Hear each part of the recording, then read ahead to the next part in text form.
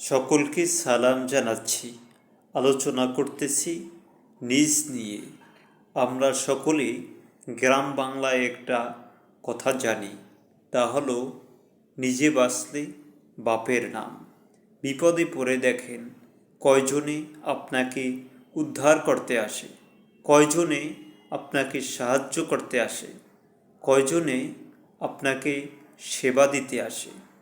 এই জন্য আমরা এখান থেকে একটি আয়াত আমরা জানব এবং সকলে জানার চেষ্টা করব। মহাগ্রন্থ আল কোরআন থেকে আল্লাহ বলেছেন, কু আনফুসিকুম ওয়া আহলিকুম নারা, তুমি এবং তোমার আহালে পরিবার অর্থাৎ সংসারের ব্যক্তিবর্গ তোমরা জাহান্নামের আগুন থেকে বাঁচো। প্রথম বলেছে তুমি নিজে বাঁচো, তারপরে আহাল পরিবারদেরকে জাহান্নামের আগুন থেকে রক্ষা করো। এখানে প্রথম বলেছেন তুমি নিজে বাঁচো, প্রথম হলো নিজে, তারপরে নিজে প্রথম বাঁচতে হবে, নিজে বাঁচলে তারপরে অন্যকে বাঁচাও। প্রথম নিজের অস্তিত্ব টিকিয়ে রাখতে হবে, তারপরেই করতে হবে। যে নিজেকে চিনল সে আল্লাহকে চিনল।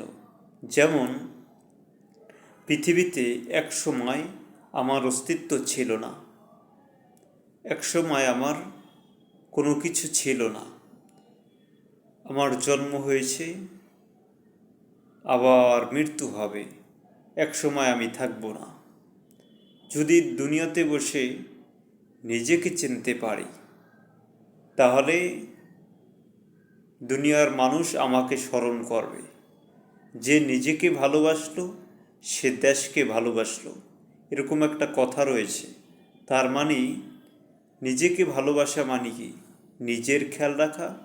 আমি যখন একজন ব্যক্তিকে দান করি, সেটা কার জন্য করি? অবশ্যই নিজের জন্যই করি। একজন মানুষকে ক্ষুধার্তকে খাদ্য দেই, কার জন্য দেই? আমার নিজের জন্য দেই। এজন্য একটা কবিতার ভিতরে এরকম বলা হয়েছে, ভিক্ষুক বলেছে যে তুমি তো আমাকে খাদ্য দাও, সেটা তো কিসের জন্য? তোমার এটা ধর্ম, তুমি যদি এটা দেও তাহলে এটা তোমার ধর্মের সহায়ক হবে, তোমার এটা জীবন বিধানের তোমার জন্য একটা পুঁজি হবে, এরকম একটা কথা রয়েছে।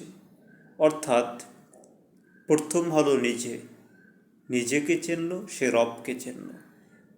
পা থেকে মাথা পর্যন্ত আমার নিজের ভিতরেই আমার শিক্ষা রয়েছে, আল্লাহ রব্বুল আলামিন শিক্ষা দিয়ে দিয়েছেন। তাহলে প্রথম হলো নিজেকে চিনতে হবে। আরেকটা কথা, দুনিয়াতে বসে আমরা একজনকে অপরজনের সাহায্য সহযোগিতা করতে পারি, কিন্তু এটা আমাদের ধর্মের জন্য সহায়ক, এটা আমাদের আখেরাতের জন্য সহায়ক। একজন মানুষের মুখে খাদ্য তুলে দেওয়া, একজন মানুষের সাথে সদ্ব্যবহার করা, ভালো আচরণ করা, এটা আমাদের জন্য সহায়ক জীবন বিধান এবং কিয়ামতের দিনের জন্য। কিন্তু এই দুনিয়াতে বসে যদি না করে যাই নিজের কাজ নিজে, তাহলে কি হবে?